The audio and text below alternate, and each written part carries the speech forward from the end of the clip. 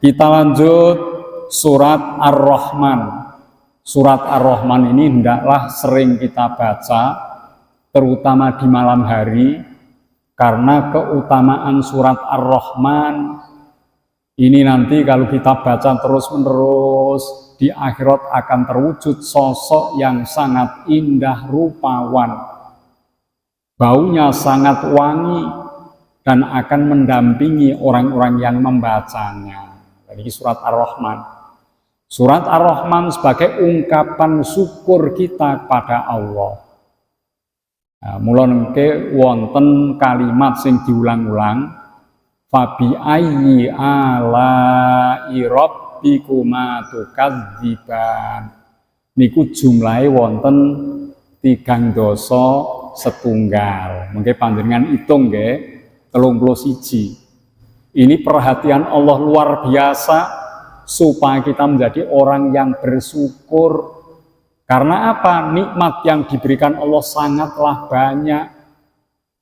Kalau kita tidak syukur, niki nggih kebangetan. Maka Allah mengingatkan, nikmat mana lagi yang engkau dustakan. Ya mari nanti kita simak surat Ar-Rahman ini. Kalau kita baca nanti juga akan menjadi syafaat, penolong kita dari kesulitan-kesulitan di hari kiamat. Ar-Rahmanu 'allamal Qur'an. Yang pertama kali disampaikan, Ar-Rahman yang Maha Pemurah. Ini nama Allah, Asmaul Husna. 'Allamal Qur'an, dia telah mengajarkan Al-Qur'an. Jadi satu hal disampaikan Allah, bahwa Al-Quran itu dari Allah sumbernya. Ini untuk menjawab anggapan orang-orang kafir bahwa Al-Quran itu dibuat oleh manusia, dibuat oleh Nabi Muhammad. Ini jawabannya Ar-Rahman, ya, yang Maha Pemurah, Allah. Allamal Quran, dialah yang telah mengajarkan Al-Quran. Jadi Al-Quran itu dari Allah. Mulane kula jenengan maos Al-Quran niki paham maknane napa mboten tetep pikantuk ganjaran. Sebab niki mboten kalimat-kalimat biasa. Nggih. Kata demi kata, huruf demi huruf yang dirangkai menjadi ayat-ayat Al-Quran itu adalah dawuh-dawuhnya Allah. Mula jenengan kula mirengake ayat satu huruf 10 kebaikan. Kula jenengan maos piyambak satu huruf diberi 10 kebaikan meskipun belum paham maknanya. Lah nek paham langkung kathah malih. Mula dipun gambarke kula jenengan rawuh teng masjid niki dalam rangka untuk mengaji Al-Qur'an. Niku mun sering kula aturke hadisipun, ya, di mana ada sebuah kaum, mamin kaumin, ya teluna kitaballahi, yang membaca kitabnya Allah, fi baitin ing dalam bangunan rumah, mim buyutillah, dari rumah-rumah Allah, ya di masjid. Prakteknya nggih kula jenengan niki, ya, kecuali Allah menurunkan namanya sakinah. Illa nazalallahu sakinah. Bila ada 4, ya, diturunkan ketenangan, ya. Wa ghasiyahumut rahmah, dan akan dihujani rahmatnya Allah, ya. Wa hafathumul malaikah, dijaga malaikat. Dan yang terakhir nama-nama kula jenengan niki setunggal-setunggalipun dipun siarake wonten kalangan para malaikat. Uniku nama-nama kita disebut, ini hambaku telah belajar Al-Quran, ya, disebut nama satu persatu di kalangan para malaikat. Mula paling ora seminggu pisan kula panjenengan rawuh mriki itu akan diviralkan oleh Allah nama-nama kita di langit sana. Dan nek malaikat diumpun mireng nama-nama kita, malaikat tidak hanya mendengar, akan memohonkan Allah rahmat untuk kita, akan memohonkan Allah ampunan untuk diri kita. Mula niki kumpul zikir, kumpul ngaos Al-Qur'an di masjid, terutama ini di masjid. Soalnya hadisnya baitin min buyutillah, di rumah Allah di masjid, ya. Nah, itu keutamaannya. Mula niki Al-Qur'an adalah kalamullah, dawuhipun Gusti Allah. Mula nek pas salat imam membaca kul huwallahu ahad, imam membaca suratul Fatihah, itu sama halnya Allah menasihati kita lewat imam. Maka dengarkan baik-baik. Kula jenengan sakniki kula maos kula nerangke berdasar tafsir, keterangan jenengan mirengake sama halnya kula panjenengan nembe mirengake nasihat-nasihatnya Allah. Lho niku. Mula niki kedah yakin bilih Al-Qur'an menika dipun dawuhke Allah, langsung Allah yang menciptakannya.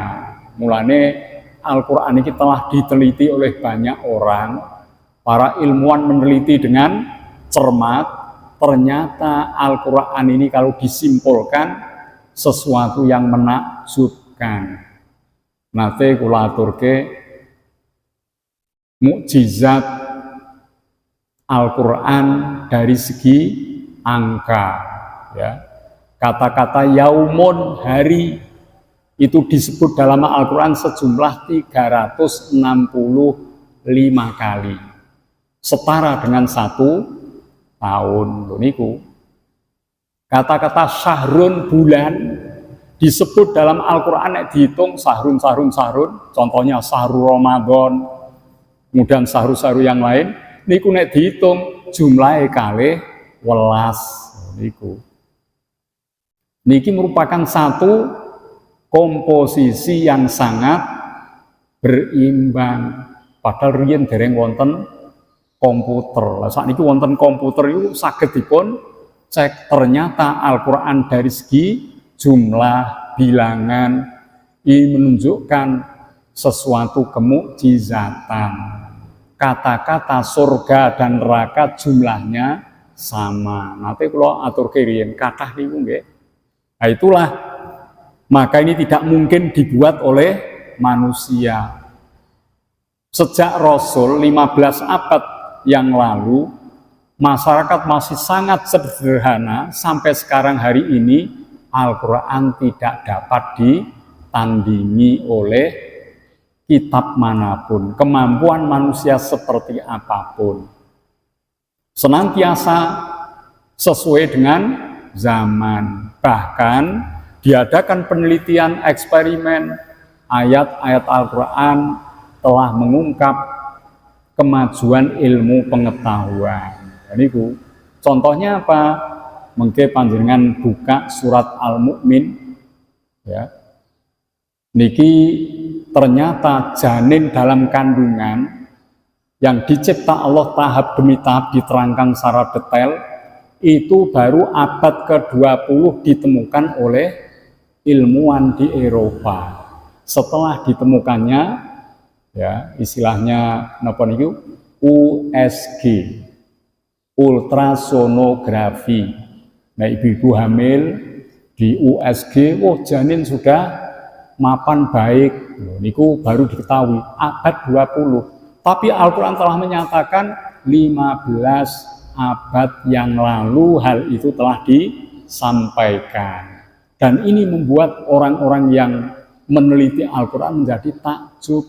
Bagaimana mungkin Rasul kaca saja zaman itu belum ditemukan?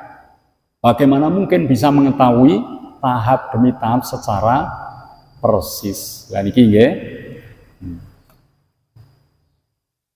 Khalaqal insan, dia telah menciptakan manusia. Allamahul bayan, dia mengajarkannya al-bayan dengan terang atau jelas. Jadi yang menciptakan manusia adalah Allah, yang menciptakan Al-Qur'an Allah. Maka Al-Qur'an ini sangat cocok untuk dijadikan pedoman bagi manusia. Contohnya son polytron ini dicipta oleh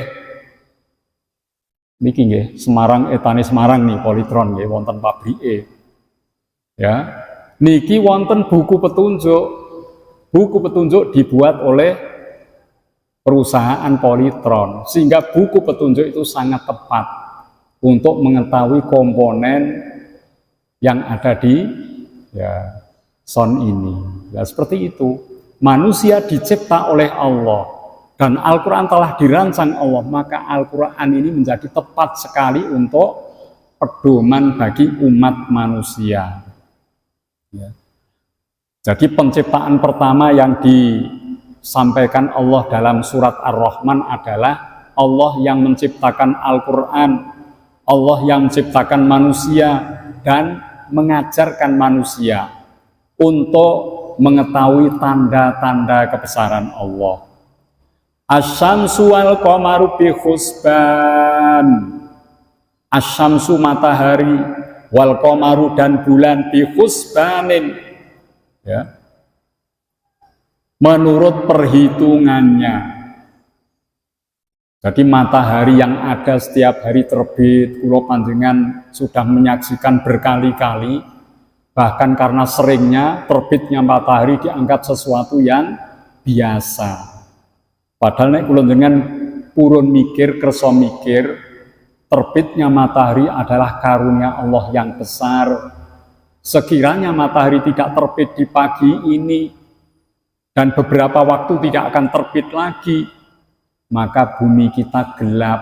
Tidak hanya gelap saja, suhu akan semakin mendingin. Tidak hanya itu, di permukaan bumi yang tidak disinari matahari akan membeku. Ngoten.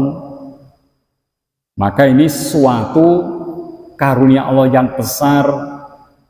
Wal qamaru dan bulan nggih ngoten.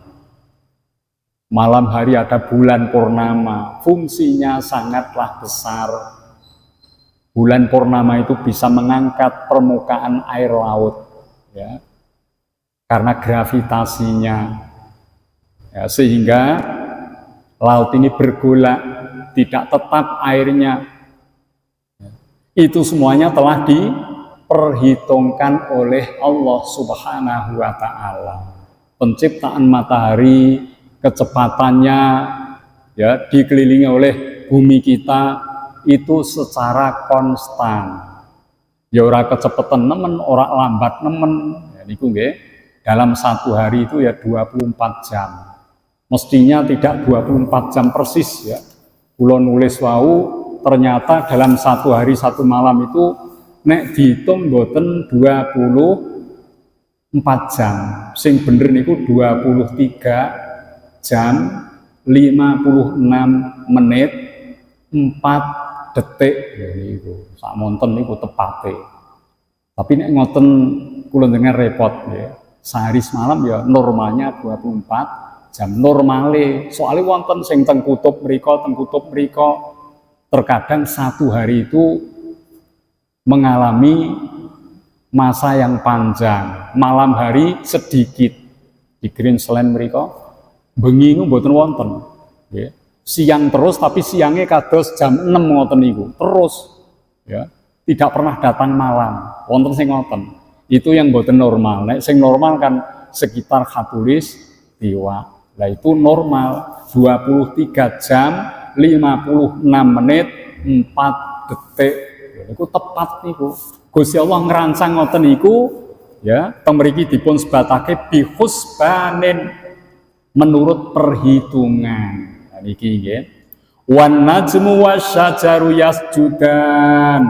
Wan najmu dan bintang atau juga diartikan tumbuh-tumbuhan. Wasyajaru dan pepohonan yasjudan, keduanya tunduk sujud kepada Allah. Maksudnya tunduk sujud itu mboten terus sujud kados dene kula jenengan. Tanaman-tanaman ini tunduk pada aturan Allah, ya. Tanaman ditanam, setelah lama kan tumbuh batang pohon yang menjulang tinggi, daun-daun ini berfungsi untuk menyerap sinar matahari, yang akhirnya dari proses itulah pohon menghasilkan buah.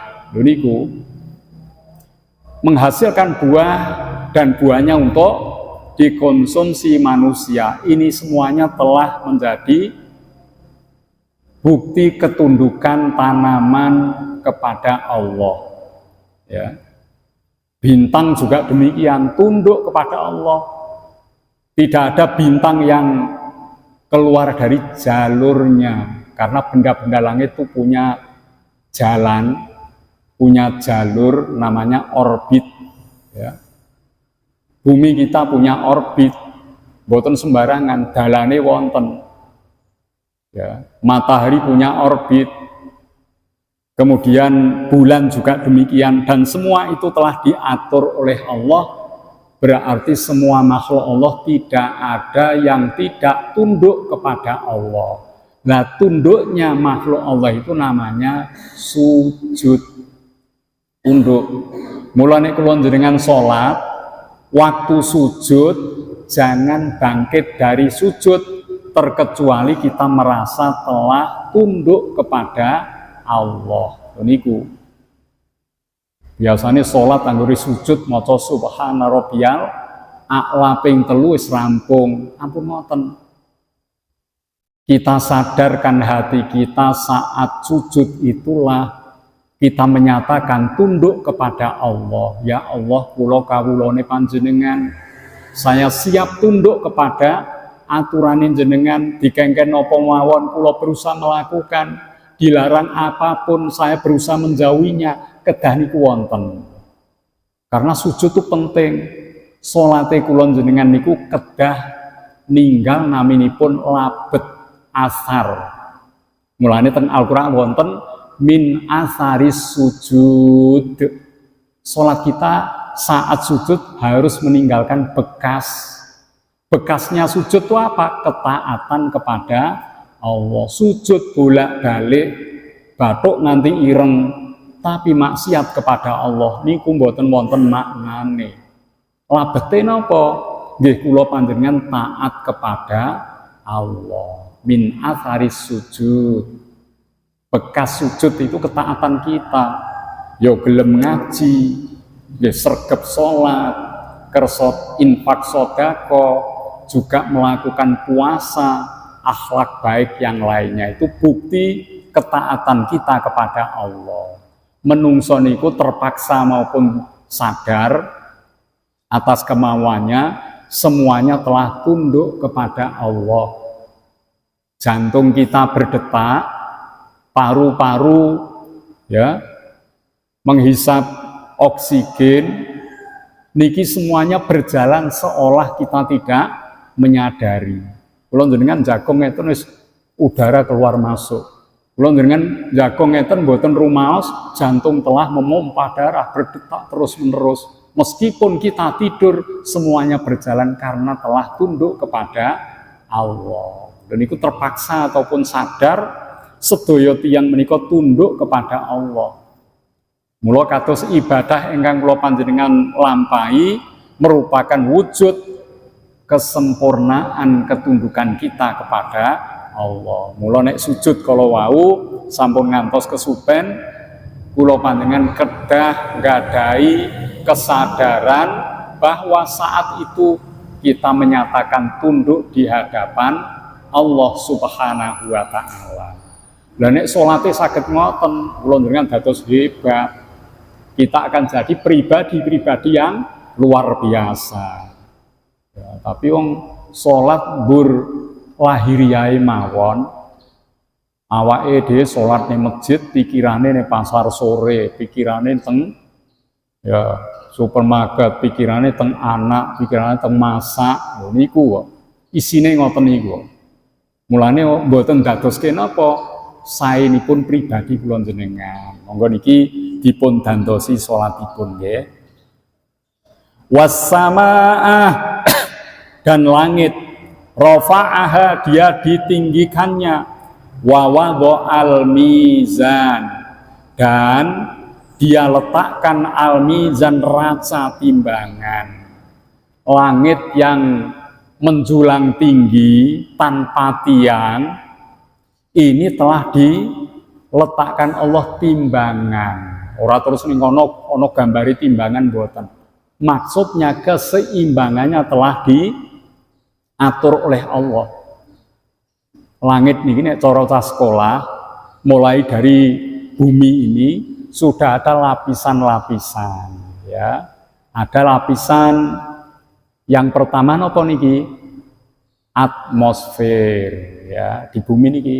Kalau nggak ada atmosfer, kulon jenengan sudah dihujani benda-benda langit. Kalau inginane teng Jawa Barat wonten benda langit melintas dapat diketahui banyak orang sampai jatuh di bumi, meteor. Ya. Niku regane larang niku. Nek jenengan wonten ngoten iso nemokke sak menten 15 miliar regane. Niku nggih, watu niku. Tapi angel goleke ngoten niku. Soalnya apa? Dari sana sudah kegesek, pijar, menyala, menyusut, terbakar. Kadang sampai di bumi tinggal kecil sebesar kelereng. Kuwi masuk di dalam bumi golekane angel. Nek iso nemokke mahal harganya meteor itu. Mulane dong golek nggih wonten ngeten niku. Nah, ini semuanya telah diatur Allah, mulai dari atmosfer, terus mungkin munggah malih wonten napa jenenge Pak Ir? Ionosfer, stratosfer, pokoknya bangsane fir-fir ngoten niku kula kelingane riyin. Ya. Niku wonten lapisan-lapisan sampai langit yang pertama. Niki pun diatur Gusti Allah kanthi imbang, ya. Seperti timbangan. Kalau sampai terkoyak habis, maka bumi akan terancam keselamatannya. Ya. Mulane niki pencemaran di bumi ini telah membuat lapisan ozon, lapisan-lapisan sebelum langit itu terkoyak. Sehingga apa?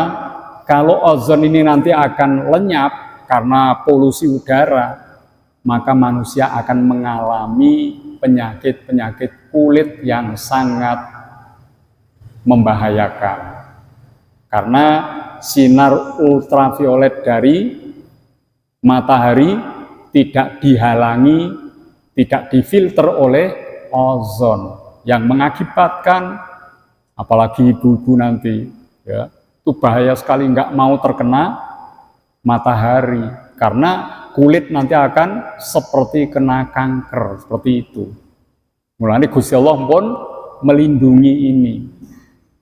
Cuma manusia ini yang merusak alam, pencemaran udara semakin tinggi, akhirnya ozon semakin menipis. Ya, itu membahayakan. Ya. Dados niki Gusti Allah sampun paring ketentuan ingkang imbang, meletakkan raca dengan adil, ya. Jadi bumi dicipta Allah dengan segala perlindungan yang presisi. Wala tuhsirul mizan, dan jangan tuhsiru kalian mengurangi al mizan raca timbangan. Maksudnya kula njenengan digangken jaga napa niki? Alam dengan sebaik-baiknya. Jangan sampai berbuat yang menyebabkan rusaknya lingkungan. Gunung-gunung telah dicipta Allah dengan keseimbangan. Andai kata gunung-gunung ini dikeras, diratakan, maka bumi akan melintas di tempat yang tidak biasanya. Niku mula niki napa pengerukan bukit-bukit itu juga berakibat terhadap cuaca iklim yang ada. Akhir-akhir ini dino itu rasanya panas rak karuan. Panas banget ya. Ya karena memang suhu bumi meningkat. Kalau itu terjadi nanti akan ada masa glaster, mencairnya kutub. Kalau mencair, air laut akan bertambah debitnya. sehingga daratan akan tenggelam. Ini ada prediksi bahwa bumi Nusantara yang pertama kali tenggelam adalah Pulau Jawa. Pulau Jawa yang terbenam pertama kali niku 3 disebutke, Jakarta, kemudian ya Semarang ini dan Surabaya. Itu pertama kali kota yang akan tenggelam di lautan. Mulane kula dengan bener ambil perumahan rada ngadoh sangka laut nggih. Niku tenggene napa? Laut mriku. Nggene Kaliwungu mriku niku riyen kula panjenengan mungkin tasih kemutan. Masuk di area napa nika? Napa Pak? Pelabuhan. Niku sekitare tasih wonten napa niki? Tambak-tambak nggih. Sakno tambak ning badane tiyang. Sakniki pun kathah sing tambak mboten ketinggal. Mboten ketinggal. Karena abrasi ini karena air laut semakin bertambah. Lah nek teknologi canggih seperti di Cina, seperti di Jepang, mereka punya tembok untuk menghalau air laut masuk di daratan. Nek nggone dhewe rak duwe, akhire yo Semarang ini pun terjadi napa rob yang ya berkepanjangan. Rumah-rumah di sekitar Tanah Mas sana wis pun kena ancaman rob, diuruk berkali-kali masih dikejar air laut. Nah, semakin iklim ini tidak menentu, suhu bumi semakin panas, kehidupan semakin terancam. Pesan Allah supaya kita menjaga timbangan itu, menjaga keseimbangan alam, jangan dirusak. Niki. Wa aqimul wazna bil qisti, niki wampun nggih. Wala tuhsirul mizan, jangan sampai mengurangi timbangan. Kadospun cekap, mbok menawi tasih wonten pitakenan saged dipun tunda untuk disampaikan pada kesempatan yang akan datang. Mari kita akhiri dengan doa penutup. Bismillahirrahmanirrahim. Allahumma rahamni bil Qur'an waj'alhu li imama wa nura wa huda wa rahmah. Allahumma dzakirni minhu ma nasitu wa 'allimni minhu ma jahiltu warzuqni tilawatahu ana al-laili wa atrafan nahar waj'alhu li hujjatan ya rabbal alamin. Bismillahirrahmanirrahim. Allahumma anta rabbi la ilaha illa anta khalaqtani wa ana abduka wa ana ala ahdika wa wa'dika mastata'tu a'udzu bika min syarri ma sana'tu abu'u laka bi ni'matika alayya wa abu'u laka bi dzambi faghfirli fa innahu la yaghfirudz dzunuba illa anta subhanakallahumma wa bihamdika asyhadu an la ilaha illa anta astaghfiruka wa atubu ilaihi. Mekaten bila anggen matur wonten kirang nyuwun pangapunten, wallahul muwaffiq ila aqwamit thoriq. Wassalamualaikum warahmatullahi wabarakatuh.